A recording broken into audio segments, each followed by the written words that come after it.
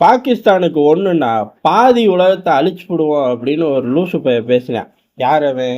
ஊர் உலகத்துக்கே தெரியும் தீவிரவாதி ஹாசிம் முனீர் அப்படின்னு. அந்த பயப்புள்ளைய தான் ஊர் உலகமே தேடுது. நம்ம மட்டும் கிடையாது. எல்லா பயலும் தேடுனாங்க. ஏன்னா பாதி உலகத்த அழிக்கிறேன்ன. இப்ப எங்க ஒளிஞ்சிருக்க? காரணம் சம்பவம் அப்படி பண்ணிட்டாய்ங்க தாலிபான்கள். தாலிபான்கள் நாளுக்கு நாள் அதிரடி தான். இதுல பாகிஸ்தான் டேய் உண்மையிலேயே சொல்லு நீ நாடா அப்படின்னு ஊர் உலகமும் கேட்க ஆரம்பிக்குது. காரணம் ஆப்கானிஸ்தான் தாலிபான்களை பொறுத்தவரை நாடுன்னு யாரும் அங்கீகரிக்கல. ஆனா அவர்கள் இறங்கி அடிக்கிற விதம் அப்படிங்கிறது வம்பில் தோனி இஸ்ரேல் பாயுது, அமெரிக்கா பாயுது, ரஷ்யா பாயுது, அதே போல நாங்களும் பாயுவோம் பாரு அப்படிங்கிற ரேஞ்சுக்கு போயிட்டாங்க. பாகிஸ்தான் ஆகாதுன்னு இவனை தூக்கி வச்சு பேசுறியா அப்படின்னு நினைக்க தோணும். உண்மையும் அதான். சோவியத்தை பார்த்தோம், அமெரிக்காவை பார்த்தோம், நீ எல்லாம் எம்மாத்தரம் அப்படிங்கிற டயலாக் கூட தாலிபான்கள் நிறைய சேட்டை பண்றாருங்க. இவன் ஒரே சேட்டை தான். எது பாகிஸ்தான் தரப்புல செய்யறது ஒரே சேட்டை தான். எங்க அப்படின்னா யூ டர்ன் போட்டு சவுதி காலில் போய் விழுகிறாங்க. விழுந்து பெரிய அளவு போர் நிறுத்தம் செய்யுங்கிறாங்க. இதை தாண்டி இவனுங்க பெருசா எதுவும் செஞ்சதில்ல. இப்ப தாலிபான்கள் அடுத்த ரேஞ்சுக்கு இறங்கிட்டாங்க. தாலிபான்கள் கிட்டேயும் மிசைல்கள் இருக்காம, அதுவும் R-70 சோவியத் கால மிசைல்களா 300 கிலோமீட்டர் வரை பாயக்கூடிய மிசைல் அப்படின்னு சொல்லப்படுது. சுமார் 100 இருக்கும் கையிருப்பு அப்படின்னு பார்க்கப்படுது. அதை கொண்டு வந்து இப்ப எல்லைகள்ல நிலைநிறுத்திட்டாங்க. எது தட்டி விட்டா பாகிஸ்தானோட முக்கியமான ஏர்பேஸ்கள்லாம் காலி அப்படிங்கிற மாதிரி சொல்லப்படுது. அந்த அளவுக்கு கொண்டு வந்து எல்லைகள்ல இந்த மிசைல்களை நிறுத்தி வச்சிருக்காங்க. ஏதாச்சும் சேட்டை பண்ணல, உள்ளொரு தடவை வான்வெளி தாக்குதல் நடத்தல அப்படிலாம் உன்கிட்ட வான்வெளி தாக்குதல் நடத்த விமானமே இருக்காது. R-70 குறுக்கு மறிச்சிரு பார்த்துக்க உன்னோட ஏர் டிஃபென்ஸ் சிஸ்டத்தை வச்சு அப்படிங்கிற ரேஞ்சில் கொண்டு வந்து வச்சிருக்காங்க. ஆப்கானிஸ்தான் இப்போ மிசைல்களை தூக்கி பாகிஸ்தானை நோக்கி வெட்ட வெளியில வச்சிருக்கு. இப்போ பாகிஸ்தானோட கவுண்டர் பொசிஷன் இல்லை அப்படிங்கிறத பாதி உலகத்தை அழிச்சிருவேன்னு சொல்ல வெட்டிப்பைய எங்க அப்படிங்கிறதா பெரிய கேள்வி. ஆனா பாகிஸ்தான்காரங்க எப்படி இவ்வளவு நாள் இந்த ராணுவத்துக்கு பயந்து ஒழிஞ்சு தெரிஞ்சாங்கன்னு நமக்கு தெரியல சத்தியமா. ஏன் அப்படிலாம் எப்பெல்லாம் பதட்டமான சூழ்நிலை வருதோ அப்பெல்லாம் ஆசிப் முனீர் அவன் தான் ஃபீல்டு மார்ஷல். இப்ப இதுக்கு முன்னாடி ராணுவ தளபதி ஓடி ஒழிஞ்சிருவான். எங்க இருக்கானே தெரியாது. ஏழு சண்டைன்னு வந்துட்டா முக்கியமான ஆட்களோட இடம் தெரியக்கூடாதுப்பா. தெரியாது உனக்கு அப்படின்னு கேட்கக்கூடாது. காரணம் என்னன்னா இவன் ஸ்டேட்மெண்ட்டே விட மாட்டான். இராணுவத்தை வழி நடத்துறானா என்னங்கிறதே பெரும் சந்தேகமா இருக்கும். முக்கியமான சண்டைகள்ல பூரா முக்கியமான ரெஜிமெண்ட் பூரா ஆப்சென்ட் ஆயிடுவாங்க. எல்லா பக்கத்துலயும் எப்படி இருக்கும், முக்கியமான ரெஜிமெண்ட்டை முதல்ல களத்துல இறக்குவாங்க. அடுத்தடுத்த ரெஜிமெண்ட்டும் தயார் நிலையில இருக்கும். இங்க பாகிஸ்தானோட ஒரு முக்கியமான ரெஜிமெண்ட்னா என்ன, அவன் போரே பண்ண மாட்டான், அவன் சாகவே மாட்டான், அவன் அப்படியே உட்கார்ந்துருப்பான் எங்கிட்டாச்சும் ஒரு பகுதியிலங்கிற மாதிரி. அதுக்கு முக்கியமான யூனிட் பூரா காலி ஓடி ஒழிஞ்சிரும். பாகிஸ்தானே ஒரு கேவலமான பகுதி, அதுக்குள்ளேயும் நீ எல்லாம் கேவலமான பகுதிக்காரன் அப்படின்னு சொல்லி அவனுங்க பிரிச்சு வச்சிருப்பாங்களாமா. இந்த கொடுமை எங்க போறது? பஞ்சாபை தாண்டி எவனுக்கும் செல்வாக்கு இல்லைங்கிற மாதிரி சுத்திக்கி திரிவாங்க. பஞ்சாபை விட்டு வெளில வரவனை தான் எல்லைக்கு அனுப்பிச்சு பலி கொடுக்கறது.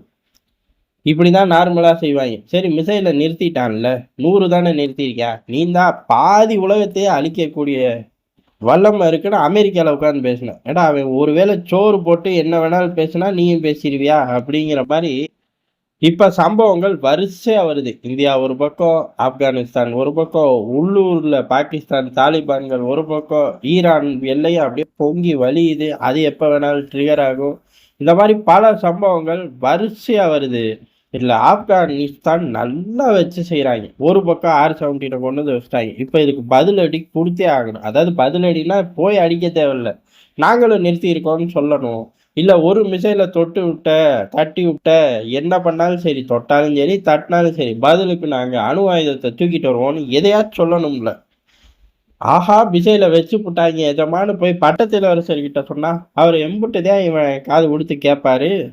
ஆப்கானிஸ்தானை அவர் கூப்பிட்டு சொன்னா ஆப்கானிஸ்தான் என்ன சொல்லுவோம், நாங்க சும்மா தான் எல்லைகள்ல வந்து வச்சிருக்கோம், நாங்க என்ன தட்டியா விட்டோம் முதலாளின்னு அவன் கேட்பானா மாட்டானா? சத்தியமா அவன் கேட்பான். அவன் செய்யறது பூரா அதுக்குதான். காரணம் என்ன, ஒரு பதட்டத்தை பாகிஸ்தானுக்கு கொடுக்குறான். நீ ஏன் தப்பிச்சு விளைவிக்க இல்லை அப்படின்னா நாங்க பெரிய அளவு சம்பவம் பண்ணி விட்டுருவோம். எங்களுக்கு எந்த பிரச்சனையும் கிடையாது. எங்களை ஒரு நாடுன்னு ஒரு பேர் மதிக்க மாட்டான். ஆனா நாட்டுக்கு உண்டான எல்லா வேலைகளையும் எங்க கூட சேர்ந்து இணைந்து பண்ணுவேன். இதுக்கு மேல ஒரு செல்வாக்கு எனக்கு வேணுமாடா அப்படிங்கிற மாதிரி அவனுங்க சுத்திக்கிட்டு இருக்காங்க. உண்மையும் அதான். இப்படி மிசைலை நிறுத்திட்டாங்க. இப்போ பொசிஷன் பாகிஸ்தான் எடுக்காம தெரிச்சு ஓடுறான். இது பத்தாது அப்பான்னு நிறைய பாகிஸ்தான் வீரர்களை கைது பண்ணியிருக்காங்க. பூரா பேண்ட்டையை விட்டு நடு ரோட்டில் போஸ்ட் கம்பத்தில் ஆப்கானுக்குள்ளே கட்டி விட்டாங்க. இந்த பேண்ட்டை விட்டுட்டு வந்து சரண்டர் ஆகிறது பாகிஸ்தானுக்கு ஒன்றும் புதுசு கிடையாது. இருந்தாலும் இவனுங்க ஸ்பெஷல் வடிவத்தில் பேண்ட்டை விட்டு வீதிகளில் கொடி கம்பத்தில் கட்டி விட்டாங்க. உன் ஆள் பாரு எப்படி சந்தி சிரிக்குதுங்கிற மாதிரி, உன் இராணுவத்தோட வலிமை அப்படிங்கிற மாதிரி அதையும் பண்ணுறாங்க. பெரிய அளவில் டைட்டை கொடுக்குறார்கள். இந்த பக்கம் தெரிச்சு ஓடுறாங்க. நமக்கு என்ன கேள்வின்னா, இவன் தான் பாதி உலகத்தை அழிக்கிறேன்னு அன்னைக்கு போய் அமெரிக்காவில் பேசிட்டு வந்தேன். உன்னோட பாகிஸ்தான் அழிஞ்சு போகுது, அதை தடுக்கிறதுக்கும் வழி கிடையாது, அதை மிரட்டுறக்கும் வழி கிடையாது. ஆனால் அதை ஓடி போய் இன்னொருத்தன் காலில் வந்து கெஞ்சிற கதற பட்டத்து இளவரசரை ரசிக்கிறாரு. 100க்கு பதில் 200 ஏவுகணையை வச்சுருந்தா ஓடி வந்து அணு ஆயுதத்தில் நம்ம ஊரில் பாதுகாப்பாக வச்சுருங்க அப்படின்னு சொல்லி அவனே கொடுத்துட்டு போயிடுவான் நாட்டுக்கே அப்படின்னு யோசிப்பார். யோசிச்சாலும் ஆச்சரியப்படுறதுக்கு இல்லை. இந்த அளவுக்கு ஆப்கானிஸ்தான் இறங்கி செய்வார்கள் அப்படின்னு பாகிஸ்தான் எதிர்பார்க்கல. ஆப்கானிஸ்தான் இதுவும் செய்யும், இதுக்கு மேலேயும் செய்யும். காரணம் அவர்கள் தொடர்ந்து சண்டையில தான் இருக்காங்க, தொடர்ந்து சண்டைகள்ல தான் இருக்காங்க. அவனுங்க நிலப்பரப்புக்குள்ள போய் இவனுங்களால கிழிக்க கூட முடியாது. அவனுங்க எல்லையோரத்துல மெயின்லேண்ட் பாகிஸ்தானை நோக்கி போறது இல்லை, எல்லையோரத்துல ட்ரிகர் பண்ணி அவனுங்க எல்லை பிரச்சனையில ஒன்று பாகிஸ்தானுக்கு ஆப்கானிஸ்தானுக்கு இருக்கு. அதை வீட்டுக்கிட்டாலே போதுமானது. மற்றதை பாகிஸ்தான் தாலிபான்கள் பள்ளி விட்டுருவாங்க, அவனுக்கு வீதி சம்பவத்தை பள்ளி விட்டுருவாங்க. இதை பூரா பண்றதுக்கான ஆயுத பலம் இவர்கள் கிட்ட இருக்கு. பாகிஸ்தான் கிட்ட இருக்கா அப்படின்னு கேட்டா பாகிஸ்தான் கிட்ட இருந்தும் புண்ணியம் கிடையாது, இல்லை அப்படிங்கிறது ஒரு பக்கம்.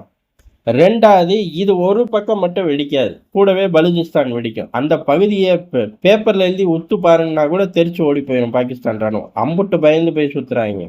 இதுக்கு நடுவில் பாகிஸ்தான் தாலிபான்கள் உள்ளுக்குள்ள ஆப்ரேட்.